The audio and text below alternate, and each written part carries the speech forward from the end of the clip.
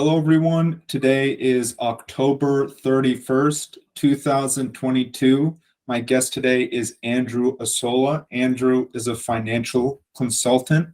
Thanks for coming on the podcast, Andrew. Krish, thanks for having me as usual. I think this is round three, huh? Round three, yes. Round three. You were one of the early guests I think I had on. Was I really? Yes, before it really got big and before I started really trying to, I don't market as much as some people. Like I know that some podcasters will promote their show and then others will, I get stuff all the time. I get reached out by marketers and all sorts of people that say I should hire them or use their platforms to branch out my podcast. And it's just like, no way, dude. Like once it becomes that, like, I don't know. It's not, I don't know. What It it just loses doesn't. authenticity, right? In a sense. I think so. And it's like, it's not that I wouldn't, maybe possibly consider getting a sponsor. Maybe I would if someone ever wanted to. That would be huge. But the idea of just blatantly paying to promote my words, like granted, it takes money and an investment to do the work to get this stuff out there. So I am paying to some degree, but then I don't know I know people market, but do you know that Tesla pays $0 in marketing? Like there's no Tesla commercials out there. There's nothing.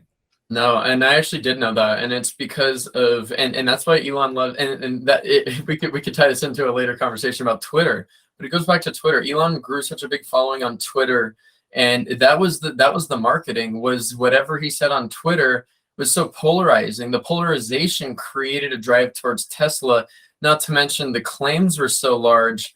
They put themselves in the news in both the positive and negative lights, right? And so Yes. it doesn't matter whether it's positive or negative. If you're in the news, you're always talked about, because then for every negative, it's reverses human psychology in a sense that if you're in the news more for negativity and eventually you have a really good positive like Tesla's had, then all of a sudden everything that was negative is forgotten almost.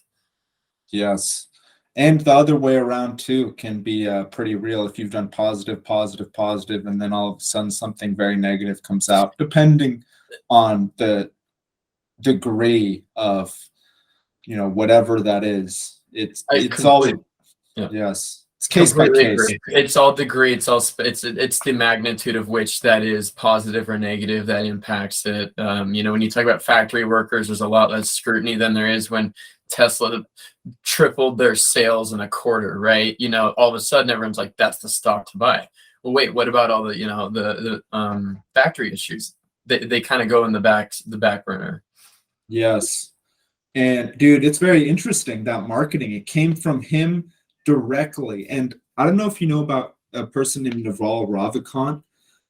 He's really big. He's like a Twitter philosopher, like a modern day tweet philosopher. People quote him often, and he speaks about like that, like creating a brand around yourself. And he alludes to Elon Musk, Donald Trump, Oprah, and Kanye West, who have all created a brand around themselves. Kanye West, is a very interesting character right now for obvious reasons, because he's said a lot of, I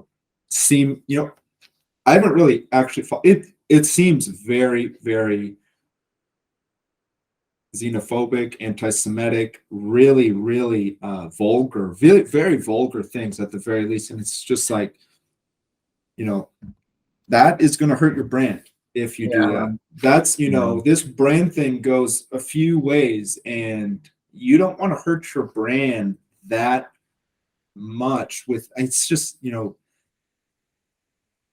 it doesn't even matter what. A lot of times when someone brings an argument with that much very seeming anger, seems like hatred, vulgarity, so we use words that are very, very ugly words, even if the argument has some sort of standing, it's difficult for others to really acknowledge that when it's just so abrasive, and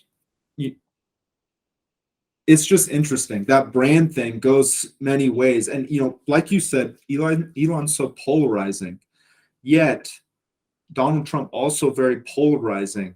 Kanye West, I think, is a bit less polarizing because of what he said recently. It's just so much that it seems like most people are against him. Yeah. But even through that, like, that's the marketing, and they haven't done anything. Like, Elon in reality has been one of the best, one of the gifts of humanity. I mean, Tesla's an amazing company that even, like, one, I see Teslas everywhere, but it just changed the culture, the attitude around driving electric. Like, you talk to older people, like people our age, we're in our we're 30. We're all like, we're so used. I'm truly 30 now, by the way. Sadly, yes, by the way. I know. Happy birthday. Your birthday was last month, correct? It was actually just 2 weeks ago from yesterday. So yeah, thank you, though. I appreciate that. You're welcome.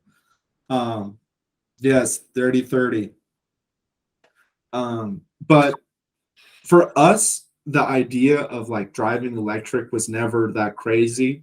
Like, it was just like, oh, this is going to happen. But for a lot of other people, like, even people had a hard time believing it. And even today, it's still difficult because, like, there's gas stations everywhere. And, like, there's a possibility in some, like in California, there's a very serious possibility that much sooner than we think, those gas stations will be obsolete. Well, I wonder if, I think that there's and there's some proof of it, that there's major investment into the charging stations at the gas stations, and so I think it's just going to be a flip. It's going to be a slow transition. Yes. And you mentioned something about oh, we've kind of known about electricity, but have we really? Because here's a great example. When I got my first car, I was talking to my dad, and he was very supportive.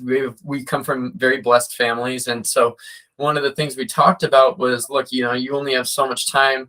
I support you in your sports aspirations. I think you've got a potential to maybe go to school and college and play at the next level and get college paid for at that level. And so I'm willing to match you on money with your Apple stock that you bought in 6th grade, right? And that was worth a lot, thousands, because I paid $14 a share for it. Wow. And then you adjust that now. It's like it's at $100 a share. What that was pre-splits. That was really more like it'd be at like 70,000 a share right now. So I mean, I sold way too early. But how would you ever know? You don't know, right? And no, you don't know. So he was matching me on it, but then he gave me this ultimate offer, and the offer was, what if I told you there was an electric sports car based out of Irvine that I would buy for you right now? And I laughed at him in 2009, I believe it was. And it was a Tesla Roadster. And I thought he was so full of it. But that's because in 2009, what reality of a cool electric car? Electric cars at that time of thought process were never, it was never going to be considered a cool thought. It was considered a green thought. And Tesla changed the game, not only with what they've been doing, but the way they did it and the sexiness and how they did it. I think that was the biggest thing they did right. Absolutely. I mean, Tesla Roadsters, I remember those cars. They had the engines, they had glass frame over the engines. That wasn't Elon's creation. Elon purchased, was it? What did he create, the Roadster? No, he was just a huge proponent of it, and then he just wanted to, and then he loved the electric idea, and then the whole Tesla name and him just started following and becoming synonymous with each other as a result of it.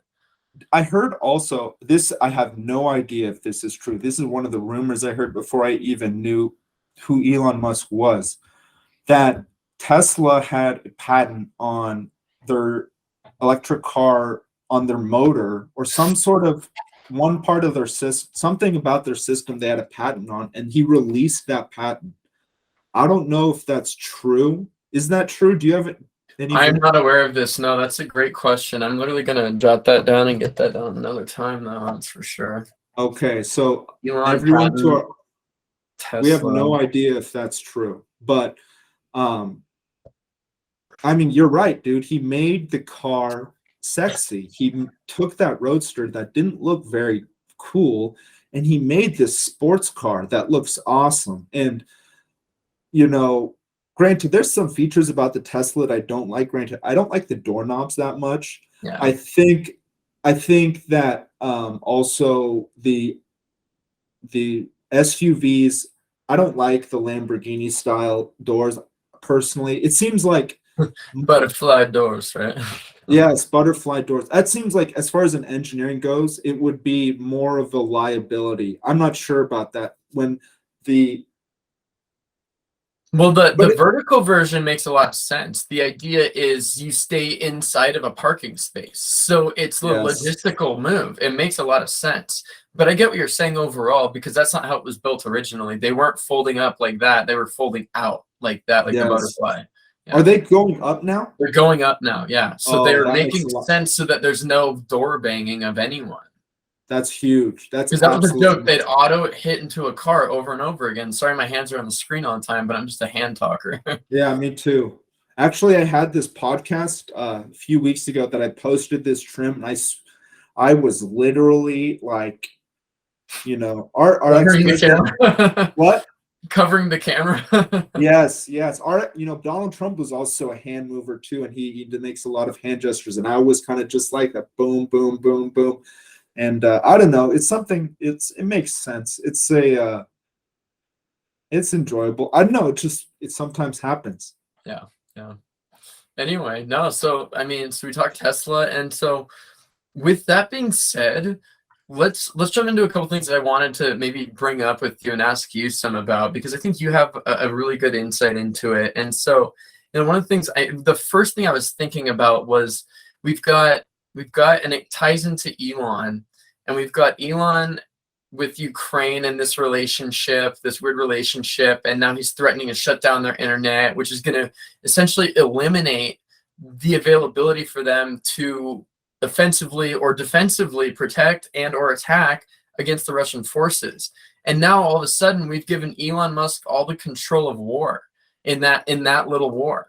Now, what's your take on that? And is that too much power for one person to have the control of those things? So that's a very interesting question. He did say after a lot of public pressure that he's going to maintain the systems, that he's not going to shut them down. He put that on Twitter. Now we'll see what happens. So there's a huge part of this that I don't really know. And did anyone pay for, who's paying for these systems, who paid for these systems, how, there's a reason that defense contracting exists, that there are stringent rules when the government hires people to do work for them.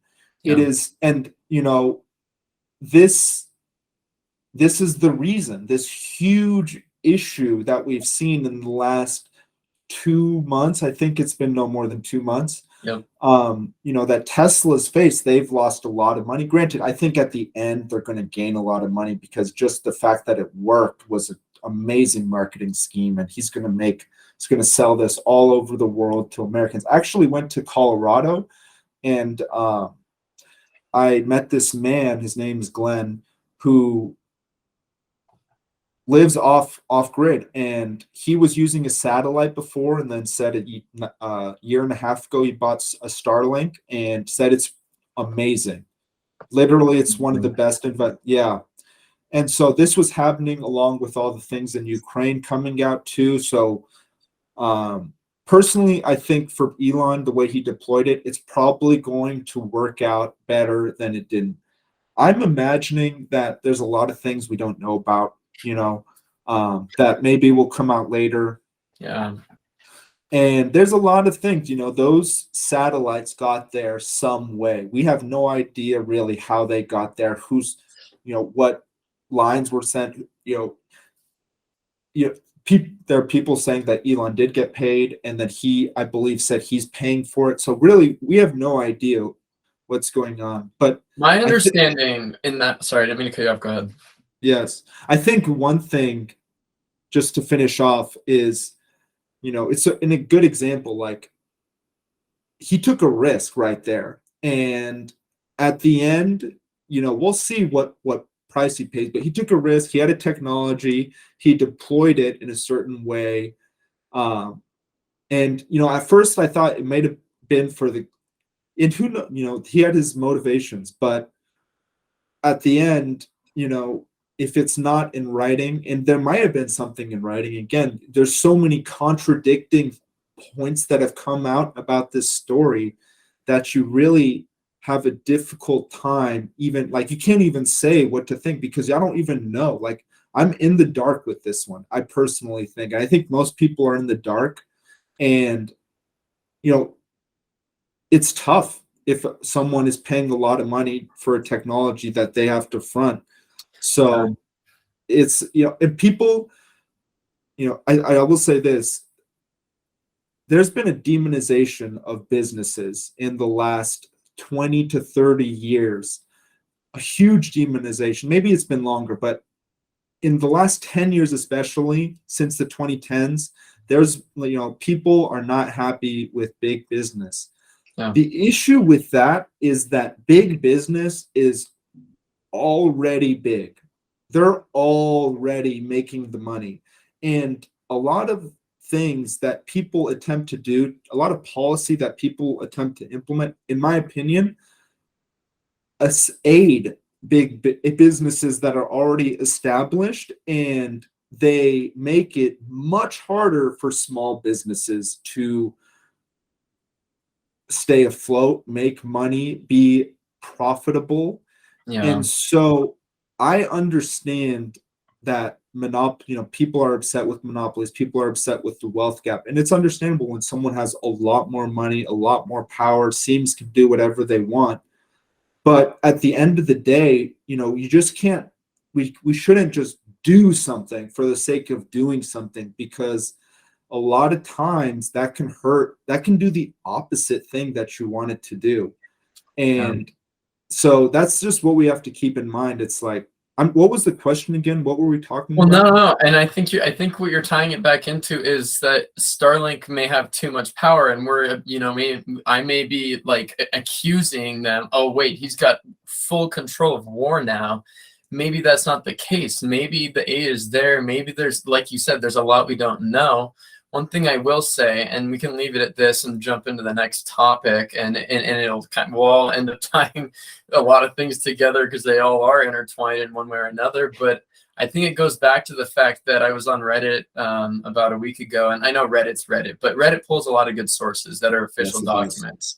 And one of the infrastructure documents and relief aids to Ukraine included funding to Starlink. And so that's why I say I know there was money sent there by the US government, which makes it ironic that he threatened to pull stuff out because he already got paid to do something. Now, the terms of that specifically, we can't judge, because maybe he did his part of the contract. Maybe that was all the contract said. He did it. He said he's pulling out because they said, well, now you're going to go for free the rest of the way. Well, no, we're a company. We don't do stuff for free. That's not how we work.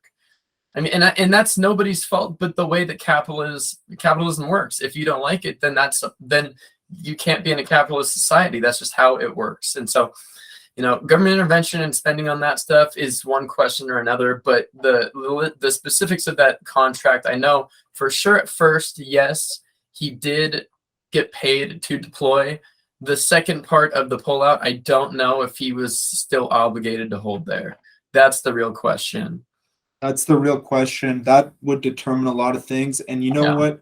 I think at the end of the day, these things are going to come out. Like, they usually come out later down the line. Like, we find out, oh, the contract, it's going to come out, like, how that contract was written, when it ended. I mean, I guarantee you there have been people, journalists who do very, very deep research, who are just trying to find out the story, trying to find out the details of, what was that exchange, details of, how much was the price then, how much is the price now, how much is the price commercially, how much is the price, non-commercially.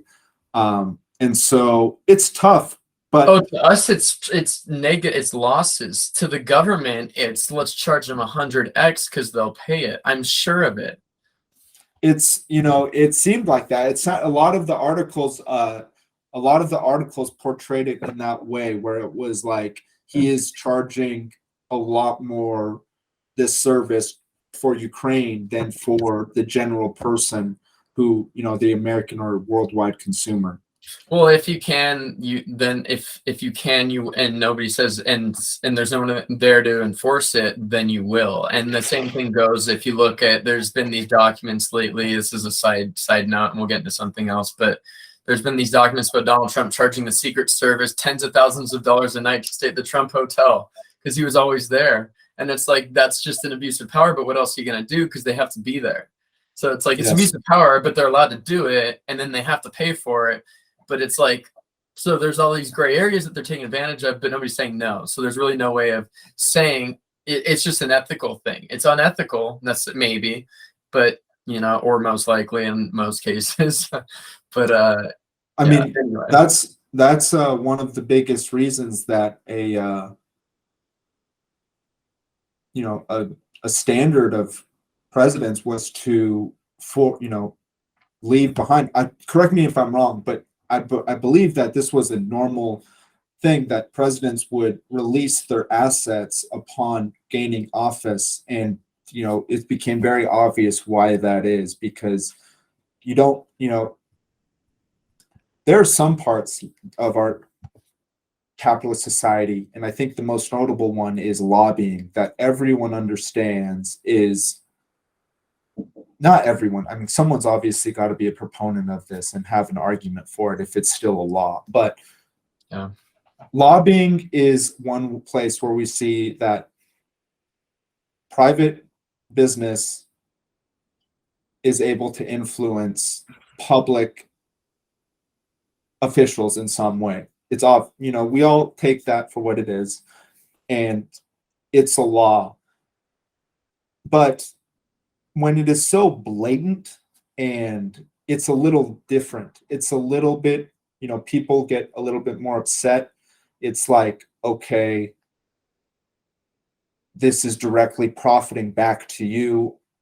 You're using, because government officials, they get taxpayer money, which is a lot of money. They get power over a lot of money. And so there's a reason that I believe the government has strict rules as to how government employees spend government dollars in accordance with private businesses. And it's a very complex set of rules, and it's highly regulated, I believe. So, and But it's hard to regulate. It's highly regulated, but hard to regulate, which yes, is the irony of it, which is why we see what we see in it. What's what we see in it? Which is a lot of corruption, a lot of weird deals that you don't really see. And then down the road, you're like, oh, wait, that's why that deal went down. He was proponing for that specific bill, law, sentence, etc. Right? Yeah. What do you mean? Gosh, I don't have a good example off the top of my head, but I mean, you'll hear about all sorts of bills, where they had the interest. And I mean, you can go back to the best examples are all the investment guys going into the treasury. Like, I mean, that is the biggest kickback situation I've ever heard. Manipulation of the Fed, the treasury, all of this stuff, manipulation of the dollar. I mean, you are directly influencing banking, and these people are coming from banking. They're fresh off their banking bonuses, and everyone at the company, at the banking company, has just been the whole dock just raised because they left. They're all still friends. They're all still at the same high school, right? They don't know anyone else. They're a private high school. Anyway, I don't know how else to put it. It's just it's highly regulated, but there's a lot of sneaky things that happen. Obviously, there are a lot of sneaky things, and I think those sneaky things today are much harder to hide. It seems like everyone's baggage is out in the open all the time. I mean, with the current, I was talking to a Brazilian yesterday. Brazil's president, Jair Bolsonaro, lost yesterday. And, this individual was so happy. He actually told me that on the last debate on Friday, Jair Bolsonaro repeated Benito Mussolini's words: family, country, God. And he said that he thought that Jair was a fascist. I don't know much of anything about Brazilian politics. I don't know anything about it, but one thing that we spoke about was networking. I mean, we all know what's going on everywhere, day of. Almost everyone is getting the same news. It's like maybe it's got a different twist, maybe it's got something, but I mean, you've got CNN, you've got MSNBC, you've got Fox, you've got Reuters in England, you've got BBC, you've got Al Jazeera. Like, I'm seeing the same stuff. You got the Southern Chinese Post. I mean, literally, I'm seeing the same articles everywhere in the world, and maybe they have a little twist here and there, but we're all more or less getting each other's news right away. And obviously, like, some things, like, I'm not too familiar with politics in Southeast Asia. I don't even know a single president in Southeast Asia. But if there's some big movement somewhere, I mean, granted, also there are sometimes protests in Thailand that we don't hear about too. So Sure. it's tough to say. Usually, I think right now it's, at least for the Western world, it's very connected. And, like, for example, if there are protests in another part of the world, like the Chilean riots of 2019, everyone heard about the Chilean riots of 2019. I mean, And Devin Gould was out there for. I remember seeing his Instagram posts about it. How wild it was, wasn't he? wild. And what he said is that what changed the game was Instagram, because something would happen, an atrocity would happen, and then immediately everyone in the country knew that something very serious happened. There was an atrocity committed. And right now in Iran, there's women in Iran for the last several years have been on the same social networks as women from other countries in the world, and they've seen that, one, I mean, not even just women, but Iranian people have seen, like, their way of life is much poorer than the rest of the world. They see it every day, and women see it every day. And I spoke with this person about, well, one, just that they're able to see this all the time. And so when you're normalized to the world's way of life and your way of life is dramatically different and you're completely unconnected, it's tough for a government to maintain that sort of division. It's very difficult. I would say not impossible. It's just going to take a lot. And with modern networking, like we said, everyone's baggage is out. Like 20-30 years ago, you could do something and people wouldn't know for a long time. You could go years without that being found out. Now, if you're a politician, if you're a US senator, I get, you got to have a Twitter, you got to have an Instagram, I mean, there's cameras everywhere. Literally, just the amount of smart cameras everywhere. If you see a person, there's a camera there. Literally, every single person has at least one camera on them almost all the time. Yeah. So it's just tough, and I think that is going to be really good. This sort of, I don't know, people are a little scared of it, and I understand why. Everyone has so much autonomy and so much not influence, I want to say, but it's tough to herd and sheep people as much anymore, for a single group or a single individual to just morph the opinions of a single people, Yeah. because we just get so much more so easily.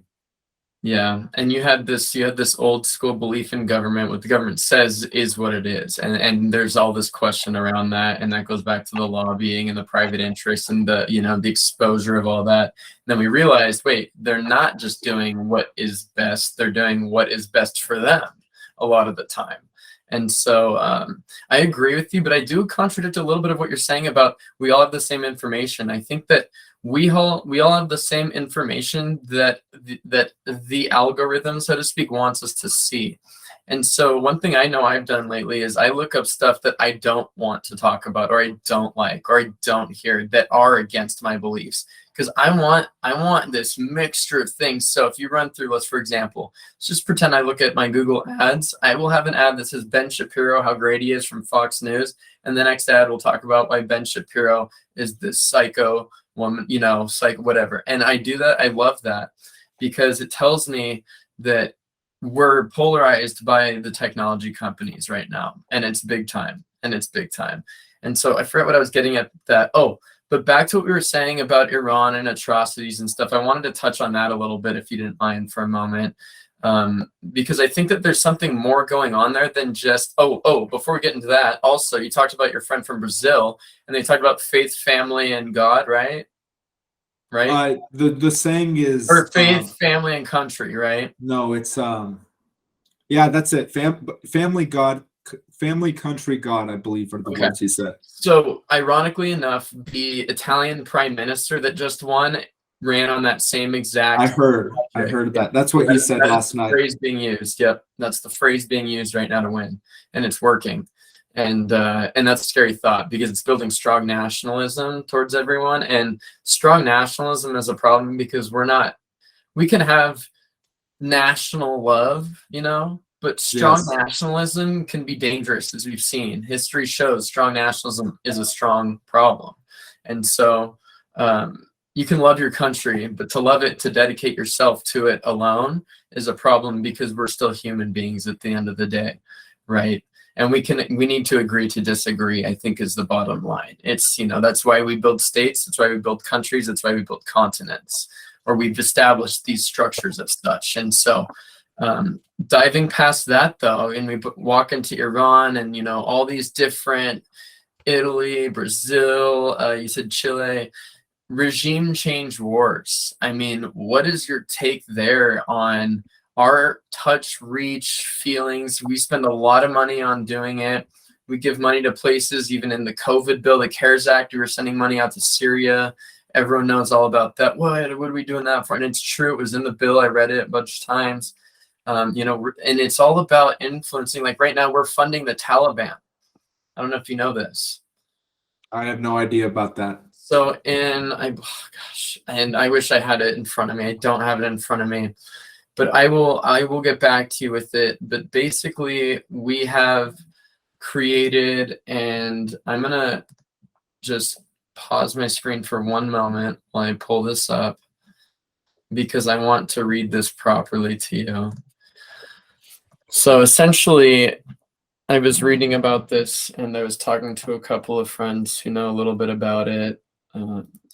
And what we did was, after we went into Afghanistan and Iraq, we set a policy of $3.5 billion to the Afghan Bank Central Reserve in order to help the Taliban regime reestablish control over the region, because the region right now is committing further atrocities. So now it's almost as if and I don't have the state, and it's going to take me a while to find the state. So yeah, it's in Afghanistan. They face a humanitarian economic crisis born of decades of conflict.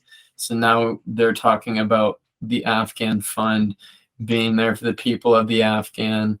And they're saying it's the Taliban's repression, economic mismanagement that exacerbated the problem that's currently happening. So now we're arming the Taliban, which is ironic considering everything that happened in the early 2000s, obviously, as we know. And so you look at that, and it reminds you of a story called 1984, where East Asia's at war with West Asia. And no, West Asia's never been at war with East Asia. East Asia's at war with South Asia. We're at war with West Asia. What are you talking about? and it's so to the book by that it's really, really interesting and odd. But I'll get you some more homework and research if you ever want to just throw a 10-minuter out there or something. Maybe bring it up with someone that knows more than I do about some of this. Then I'd love to shoot it your way. Some of what's going on with it. It's very interesting.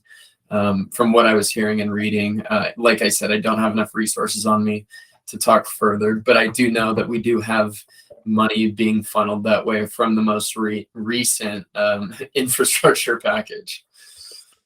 I have no idea about. I honestly don't know about that at all. Yeah. And it's less than ideal. We'll say that. Yes, it sounds less than ideal. And I will say this: I am a big fan of maintaining, less foreign spending. I would say that I would rather the U.S. If we have, I know we can't do that. That's a romanticized thing, though, as well. This instance that you're speaking about in Afghanistan over the last 2 years since we've pulled out of Afghanistan, I have not maintained any observation over that. I do know that the U.S. government worked with the Taliban decades ago, which is unfortunate that they were able to use funds that we assisted with them to attack us at the end, commit one of the worst atrocities the United States has ever faced from a foreign entity. I think I would consider that and Pearl Harbor to be the top two most, from a foreign country on the United States. Those were the two most significant attacks, and that's something we've got to definitely. Oh, that one right there. Is that's the 9/11? That's evil acts is what it says. It's from the New York Times and 9/11. But yeah, no, that would be another one right there, I would say, and argue who did it, but it was still one big attack. It's the only homeland attack we've ever had by far. No, that's what I said, was that and Pearl Harbor were the only. Sorry, I apologize. Yes, that and Pearl Harbor were the two real attacks. And the way that I brought 9/11 up because it's unfortunate because we do know history has, in the history books, it says that we worked with the Taliban years before they committed 9/11, and event that the funds we gave them obviously gave them a position of power, and that they used that position of power to attack the United States. And we can't be unaware of that, that these are foreign. And you know what? I don't think that the U.S. government is unaware of that. They're aware of that. It's just we, looking forward, our generation, us younger people, we really have to understand this as we go, people our age, the AOCs, the Pete Buttigieg's go into office and start doing start creating policy. We have to look backwards in the history bits, understand that yes, these are foreign entities. We do have interests in them, but if we look back at times, those interests can change for those individuals and for us. And then once we heighten them to a position of power, they might use that position against us. So, and it's something that it's very complicated and it's so nuanced, and there's so many different factors that go into every situation.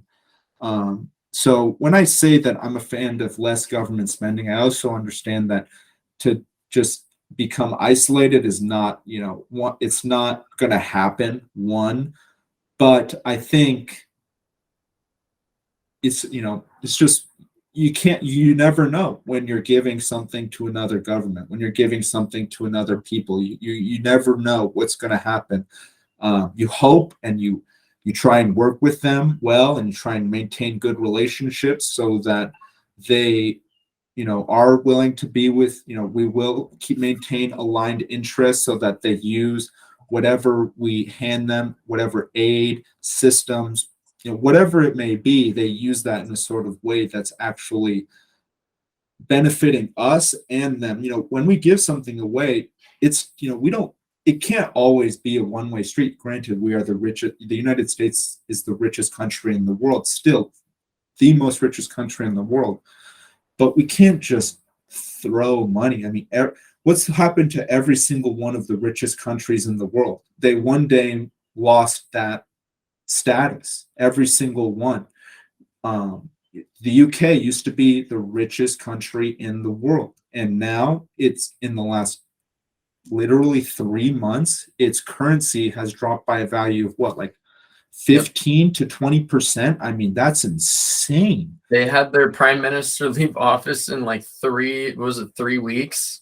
I mean, they literally had a meme of her versus a who would, if she would leave office, or a piece or a head of lettuce would rot first, and she left office before the head of lettuce rotted. And No so, way. yes, and that meme went viral all over, because that meme, I saw it released weeks before she stepped down. That lettuce versus Liz Truss, and I don't very know very much about UK politics either, but what were we talking about before this? Oh, just talk politics, different, regime Oh, wars, yes. the different influence Yes. of foreign money, all that good stuff. Yes. So, Good stuff. so we are rich. We are the richest country in the world. Our currency has done better than any other currency this year. And we should be grateful for that. I Very think, grateful, especially with the amount of printing and spending, all of that. I mean, it's unreasonable and it's unbelievable to think that we've been able to devalue our currency yet increase the value of it substantially. I think the number one reason for that is that happened everywhere in the world. Yep. Every single government did that. And, half of our country was not into it. Half of our country was very much just like, no way, Jose, not doing this. And so we still worked. Like, another thing is, like, we've got a huge, I mean, this is the one thing that I think made it actually huge. We have a huge white collar workforce. And a white collar workforce does not need to be in person to continue functioning. Thank goodness. A lot of countries that don't have a white collar workforce, a blue collar workforce, you need to be there. Your body, you need to be working with your hands. You need to be doing things. Granted, we still have plenty of blue collar workers, but at the end of the day, a huge amount of our economy comes from white collar workers. And when you're able to take those workers and make them, I'm not sure continue the same amount of productivity without being in office or not. Even if their productivity went down a little, it's still maybe at the end of the day, like, saved money, because I'm not sure what, but now I think someone would be willing to take I know people that take lower salaries to work at home, and so time is money. And if you don't have to commute and drive 2 hours, you just save 2 hours of your pay. That's already the pay cut for the year. Take that pay cut for the year. Easy win. Even a little bit less than that, and you've made money basically. Yes. And you saved yourself stress too. Yes. It's so I think big tech. The influence of big tech, I think, only became more. Maybe Facebook. Instagram is still huge. I know that Meta's tanking because of many reasons, I'm guessing. But I got a good theory for you on that one. What's the theory on that one? So I actually have it on my notes here. I wrote Meta down 62% year to date. That's crazy. I said, is it every company? Good. Before you continue, I saw something that Berkshire Hathaway is plus 5% on the year. Yeah. That's amazing. Dude, what? Do you want to hear amazing? What? My dad's large cap fund, while all the major indexes are down 20%, is up 27%. No way. I should have your dad on the podcast. Actually, he'd be great on it. No, people would. That might be like a good one for him too. I just don't know. Yeah, he does. He's doing like webinars and stuff now too. But yeah, no, that would be a fun one. But no, I mean, it's like year to date. I mean, I wrote it down here. S&P. I mean, this was of last week, so give or take, a few days. It's been a little bit choppy, so up and down. But S&P year to date, 15.71, down 15.7. Dow down 22.0.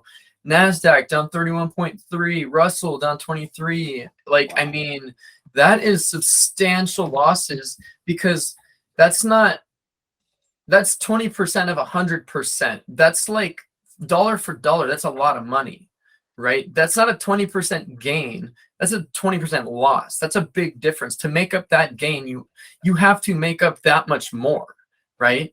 So you lose 23%, right? So let's say you've lost out of $100,000, you've lost to $23,000. You're at 60 or 77,000, right? Can't do math anymore. Then like, what does that take you to get back up there, right? What percentage does it take for you to make that money? It takes over 30 something, 40% to get back for your 20% loss. It's huge. So think about how important it is to be flat or even up when it's down. Right? Amazing. Even just flat, I mean, would be like, it's still progress. You got to beat the curve. The thing about life is it's mostly about beating the curve. Like, yeah, you don't have to be the best in nearly anything. You just have to, there's a certain threshold, and if you can beat that threshold, you're usually okay. Yeah. Well, think about it like this. Here's the best example for a listener. You lose 50% of $100, you have $50. If you make 50% after a 50% loss, what are you at now? You only made 75%. Exactly. It takes you another 100% to make back 50%, but you'll never hear that from any financial advisor or institution because they always want to mitigate how the market recovers off the losses. But they'll show you the growth trajectory of the reinvestment, but what they're not telling you is that reinvestment is happening at every single moment, every level, forever, and so it's not not Anyway, sorry, that was a tangent I went off on. But what do you mean by that? What do you mean by that? They'll tell you. Say it again. What do you mean by that? What specifically? What you just said about like it being done continuously, that reinvestment. Oh, they're saying that you're going to essentially perfectly buy back in at the exact perfect moment, every single share, all the way like dollar way down, like to low prices, and then dollar way up to where your net zero is always going to be positive. You're never going to look negative unless it goes down, if that makes sense. I'd have to show you a visual, but we can get into that later as well. Okay.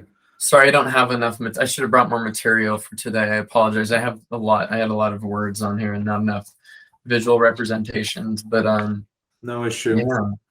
But no, so back to Meta. Wanted to bring up a theory of mine that I wanted to ask you about. With such major losses, we saw Tesla lose so much money for so long. They were only even making revenue on green credits because they were producing electric vehicles. All of their revenue in the 2010s is from the state of California. I mean, it's not even, they didn't even make any money. They didn't do anything. And yet they went up, Nancy Pelosi bought calls in February of 2020 and made hundreds of millions of dollars on it. Why is she spending that much if she's worth that much? But even more importantly, why is a company like that, who's investing so much money, getting free money, reinvesting it because it's free money, able to do that with this ultra hypothetical technology that has like very little utility for the average person? And then yet we don't ever question the man himself. But then we look at Meta and we look at 1 year of a $15 billion investment. By the way, you build a whole new virtual universe, it's going to cost $100 billion, not 15, yes. 100. Why is he being so publicized negatively, if not for control of that metaverse? Because of the losses. Why is he being publicized for the losses so The negatively? losses are so nominal to the company in the long run. If this works out the way it's going to work out, he's going to have regulation and control over a multi-trillion-dollar, virtual world. That's going to be worth hundreds of billions a year. 15 billion is nothing. I think it's because, one, I've heard this, that, people in the DeFi community don't want a figurehead. I mean, it's tough to say, how does DeFi come into the metaverse? Two, you know, it's different. It's very different. Tesla from Tesla before, from Meta now. I think the one thing is that through the losses, at least Tesla was, it's a brand. It seemed more innovative. I'm not sure what the reason is. I think it's because it was more like Tesla at least had a car. Tesla, before Elon Musk bought the company, at least they put something out that people bought. The thing with Meta is that they had, I mean, granted, people don't get this, but Instagram is the metaverse. It's the 2.0 metaverse. And so it's understandable. But the thing about this is, like, it usually doesn't come from the existing technology. Usually, like, something like that comes from a very deep outlier. And this outlier sees something and he just goes for it, or it could be a she, and she just goes for it. And then they just build and build and build, and then it comes up dramatically. The one thing I've noticed with government spending on technology is that the government, when they spend money, they are generally better at creating technologies that are absolutely out of this world, do not help the little man. I mean, we look back at them. All of the weaponry of World War I and World War II. I mean, you go planes, tanks, all that didn't help the individual, but eventually the Iraq War. Look at, we went and destroyed it when we were pulling our Afghanistan. When we pull out of wars, what do? We destroy all the equipment. Do we? Good. Yeah, I mean, we destroy. Well, I mean, we should, but it's like, that's what you're saying, though. It's like we build these $200 million things, and then we just blow it up at the end. Well, no. What I'm saying is, that's not what I'm saying. What I'm saying is that when government creates technologies and invests in technologies, the types of technologies they invest in are extremely innovative. They are the nuclear bomb before any sort of nuclear energy has ever happened. They are going to the moon. They are, for the first time ever, they are building the internet from scratch.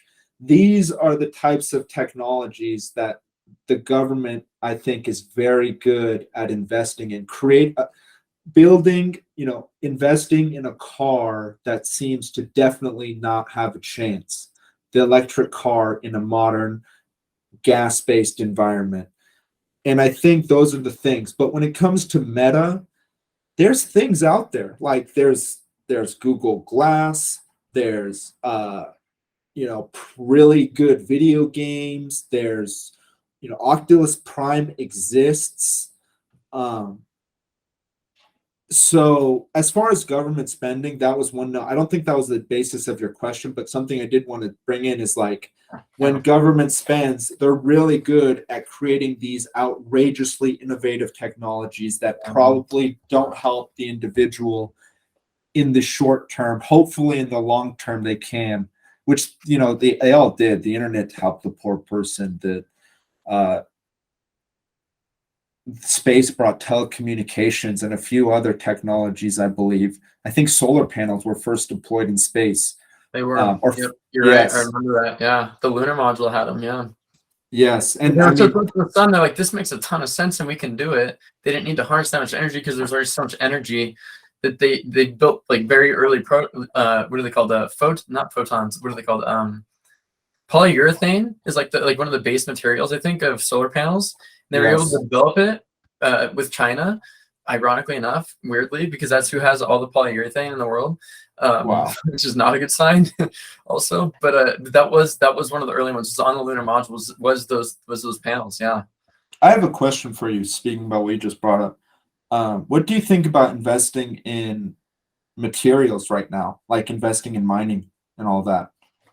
So funny you say that. I have a article I was going to read to a buddy yesterday, and it was a big giant.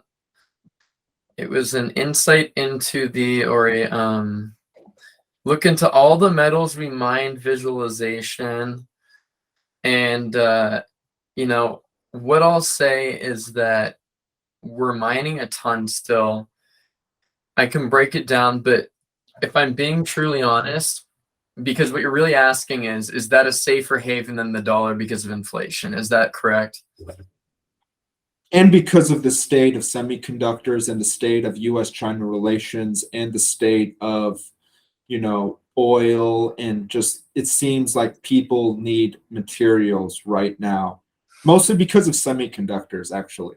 Yeah, no, and that's been the big push from every CEO has talked about it at their quarterly earnings report. They're like, look, expect the slowdown, and that's a scary thought because we need it more and more every day. But I would say that it depends on the material. Copper is obviously one that's very necessary, right? Nickel, I've heard, is very necessary and will Nickel's become very necessary. What's the most mined one we had? The most mined we had, which would probably silicon. give you silicon, is one that's tough because it's not very prevalent in the US. It's in China. Wow. And so that's the scary thing about us going super electric right away, and something that I'll bring up in a minute, on top of it. I do think, to answer your question, long story short, we do need to be investing. I think every individual should have a niche of their portfolio of just commodities, like 10% commodities as of right now. I mean, inflation is going to do that for you. The stock market's going to struggle because of high inflation, margins slim, profits slim. Revenue may be, around the same, but that doesn't mean the profits are the same. The net income's going to lower. Then where do you make the money? Inflation helps materials, it helps mining, it helps all of those things. So I think that we need to start to pivot our portfolios into more of a material-based solution. And so, yeah, I would agree that, look into, like we've talked about, copper, nickel are great resources. Silicon would be great. They're harder to buy. Graphite? I think graphite is a good one. Graphite's another good one. Aluminum is always a great one. Yes. It's one of the most underrated. I don't know if you remember the nickel one was the nickel crisis in the Iceland Stock Exchange. I don't know if you remember that. Or LME, wow. The London Mercantile Exchange. They had a 337% increase in like 5 minutes, and they froze everyone out, and nobody could trade. And then it went back down, and they all lost like 50%. It was the weirdest thing. They had to freeze the asset. Wow. When was this? This was 3 months ago or so. I'd look into it, but yeah, no, it was a really crazy incident, and it's kind of been happening across the board in different commodities. You're seeing these spikes over the summer. You saw lumber do its thing. Maybe not in the summer. In the spring, you saw lumber do that. It went up 300% over a 2-month span. You're seeing it kind of go across the board one by one right now. Eggs, I know last time about eggs were about $10 for a 12-pack of eggs. That's double the previous time I paid 3 weeks prior. I mean, I should buy eggs every 3 weeks, but like the last time I had bought them 3 weeks prior, not someone else, that's what they cost. So you're seeing an overall shift in major spikes, but then they're not coming back to regular levels. They're coming back to increased levels, which is just pure inflation, core inflation, as we call it. One thing that I want to talk about is the consumer price index. And what is the reason that it seems, because for me, when I think of myself as a consumer, what do I purchase? Okay, I purchase food, I purchase housing, I purchase gasoline in the form of getting from places. And it seems like those 3 things alone, food, housing, and gasoline, which is pretty much everything anyone purchases, have all gone up more than 20%, more than 30%. Yet the CPI is below 10%. What is the CPI? How does that relate to like the inflation we see in food, housing, and gasoline? So it's a great question. And so one of the things that you have to note and why it feels so off is because it was either January or February of 2020, which is really ironic. They excluded food pricing from the CPI, and they also excluded oil pricing from the CPI. So what are you left with? House pricing. That's why it seems pretty reasonable, because we had a high increase in house pricing, but it's only a percentage. I believe it's only about 32% of the entire index. So it's a lot, but that's not going to do enough damage to completely show you true inflation, which is why 8.9% seems like a lot, but you're feeling 30+%. And that's really where it's at. It's really more like 30 to 50. It doesn't make sense. I mean, the CPI, if what you're telling me is true, which I'm sure I believe it because I've heard it, then the CPI is a useless economic metric for most people.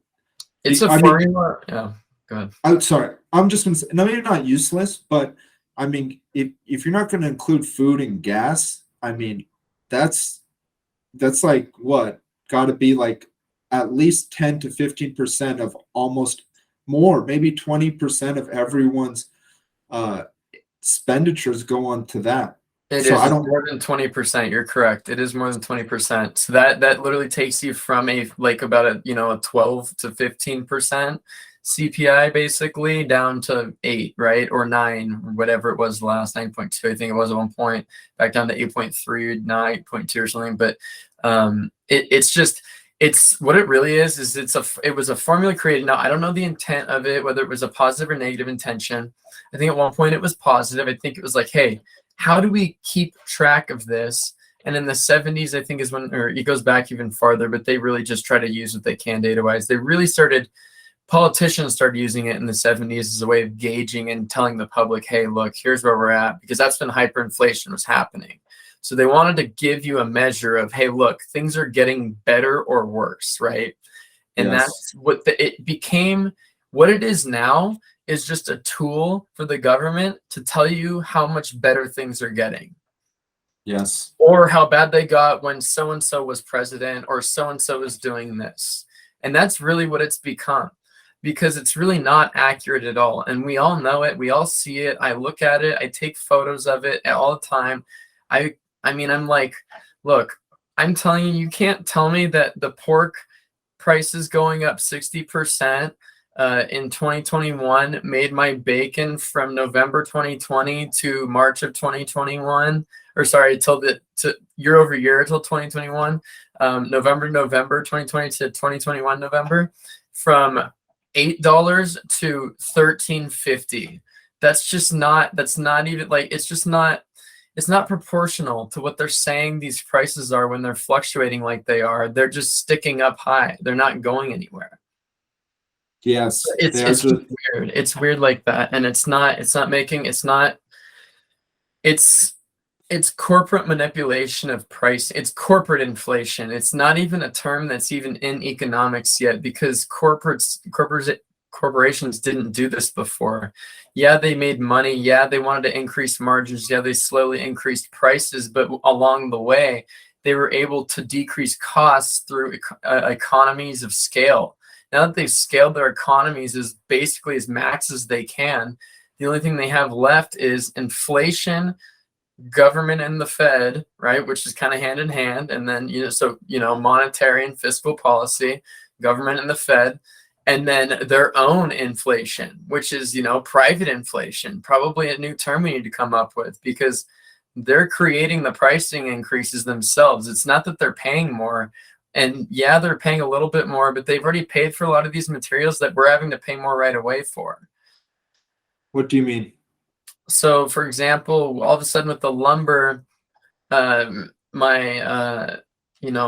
friend of mine, her parents were building a house, and They got asked for $75,000 out of the blue for further lumber if they wanted to keep building the property or they were going to lose the property, because that month lumber went up 300, or over those 2 months went up 300% or whatever. The problem is that when you build a house, you bought your lumber 6 months ago, so you didn't pay that price. The people 6 months from now owe you that money. But what everyone did was, builders specifically, they said, well, we know what's going on with the pricing. We know what it costs right now to buy it 6 months from now. We can't pay for 6 months from now if we don't charge our customers now. Ponzi scheme almost, but not really. It's not really, it wasn't illegal. It just was, it was just really, really manipulative and really, really shady. And so that's what they did. And you're kind of seeing it in every single commodity, one by one by one. I've actually just listened to a podcast about this, where he's an economist, he's a Stanford economist, and he said inflation isn't inherently bad, except people don't know what the price of what they need is going to be. And that's where the issue with inflation is what you just said is an amazing example. I'm really glad you said that, because those lumber yard, workers, that company, the lumber company, they have the price of their wood has fluctuated so dramatically in the last, however long, that they have no confidence in what the price is going to be in 6 months from now, which is when they're going to have to pay the bill, that they have to surcharge their customers so much because they have no idea. So their customers are paying for a price that's 6 months in the future, which really changes the price today. And it's just it just halts business, because no one knows what the value of the things that they want are, and how that value relates to the currency, and how that currency relates to the value of everything else, because the currency's value is fluctuating so much. And when people don't have the idea of how much their commodity or their service is valued at, and they can't put a price to that, then they have to make their own prices, and then it's not a functioning economy. Well, here's the problem. They took the pricing, and I agree with you completely. I think you're making some great points on that. If they don't know, they don't know, and they have to try to mitigate that, obviously, if they want to stay afloat and get the job done, or they're screwing everyone over, including themselves. The problem with it, though, is that contractually, they're essentially acting like that they're paying for that lumber for the customer 6 months down the road, when in reality they're making the customer now pay for it, when they already bought this customer's lumber at $50,000 instead of $150,000. But they're making this customer pay $150,000 with the hopes that it's $50,000 down the road when they buy it for the next, right? You know what I mean? Does that make sense? And so it's really just and the same thing's kind of gone with oil. That's why you saw oil go negative, then you saw it go to $120. The same thing happened. And then you didn't see you didn't see the same change in oil pricing. Now you see, increased oil pricing, but that's a production thing. That's not necessarily anything else, and supply chain thing. But, it's just, it's wild. It's wild stuff. I've never seen commodities move like this before. It's a good time to be in commodities, like we said. Another good example of, I hate to bring up my father's firm, but there's a commodity company. They do futures trading. They're called Campbell and Company. You do pay them to manage the assets. They require a minimum, but they just trade on futures of assets. They trade lumber, soybean, everything you can name, wheat, corn, all of it, beef, pork. They do all of it. I mean, these guys have made 100+% this year, because everything they do is like a winner, it feels like, right? They go up, 50%, they're like, boom, we take it. They go up over and over. They're just killing it. And so it's a very interesting and precarious situation. I just hope that we start to flatten things out. And I get worried about it because of the recent news with that oil deal kind of falling through that was, laughed about with Biden. I don't know if you heard about that. Could you explain that? So Saudi Arabia, Biden promised not to visit Saudi Arabia. He felt like there was a necessary, or someone felt like it was necessary. He went there to make sure some more production was increased because the drop in price just isn't happening. It's been a year that it really just hasn't moved. I mean, it's dropped minimally. And so if we can get some more supply out there, then maybe we can help, obviously decrease pricing. And the Saudis said, okay, yeah, we can do that, do, a few favors for us. And there was allegedly an agreement in place that would happen. A week ago or 3 days ago, 4 days ago, the deals were reneged on. It was never truly in place. It was a verbal agreement. Wow. So there's no production, and they're saying we've got about 22 days of diesel left in our supply. Really? Yeah. Wow. What a time, man. I mean, you take supply chain issues. I mean, this seems like it all kind of resulted from COVID, and those few, year and a half that, people just stopped working. We're really the supply chain slowed for 3 weeks. How do you regain 3 weeks of so much commerce all the time? You don't. You lose it. It's gone. It's just gone. Time is gone. It doesn't come back. Yeah. No, it doesn't come back. Andrew, this was an amazing conversation. Do you have any last words you'd like to leave with our audience? Well, I will say this. I want to say that I have all the faith in the world in us and our generation to do the right things. I think that you doing this, creating the content and getting it out there, whether or not it gets pushed, whether you spend billions of dollars making sure it's marketed and then they don't market it or not, whatever, it doesn't matter. I think it's important we have these discussions. And I think it's important we have the discussions whether we agree or not. Because right now we're being told that let's not talk politics or religion. Well, let's just talk about it to agree to disagree. And there's no problem with that. It's just about learning and understanding and gaining a better knowledge of the people around you and what they believe in. You don't have to be their best friend. They don't even have to be your friend, but it doesn't mean you have to treat them like someone who's not human, because we're all human together. We are all born of the same planet. We're all born out of the, in a similar way usually. And so why not act like that? And that's just kind of, what I think. And I think we all need to kind of take a step back and look at it like that and stop the polarization and start to mend together. My guest today has been Andrew Ossola. Thanks for coming on the podcast, Andrew. Thanks so much, Cruz. Appreciate it. Have a wonderful day. Okay, brother. Have a wonderful day, brother. Take care. Bye-bye.